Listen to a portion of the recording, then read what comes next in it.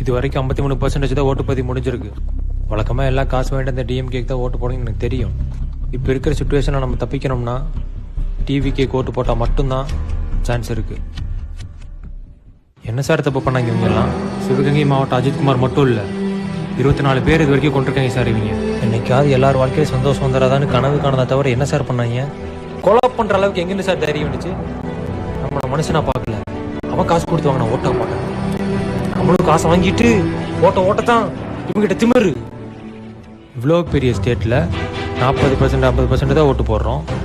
DMK 10%, ADMK 5%, அதுலேயும் BJP 15%. 3 மணி நேரம் தான் வெட்டிங்க. டிஎம்கே ஏடிஎம்கே பிஜேபி அத்தனை பேர் நம்ம நாட்டை நாசம் பண்ணிடுவாங்க.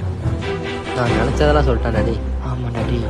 அரை மணி நேரம் க்யூவில் நின்று உன் நாட்டுக்காக உன் விரல் அழுத்தி ஓட்டு போட முடியலன்னா இதாண்டா முதல் திருட, இதாண்டா முதல் குற்றவாளி. சிஎம் சார், நீங்களும் இந்த வீடியோ பார்த்துருப்பேன்னு எனக்கு தெரியும். உங்களை தான் தப்பாக பேசியிருந்தேன்னா சாரி சார்.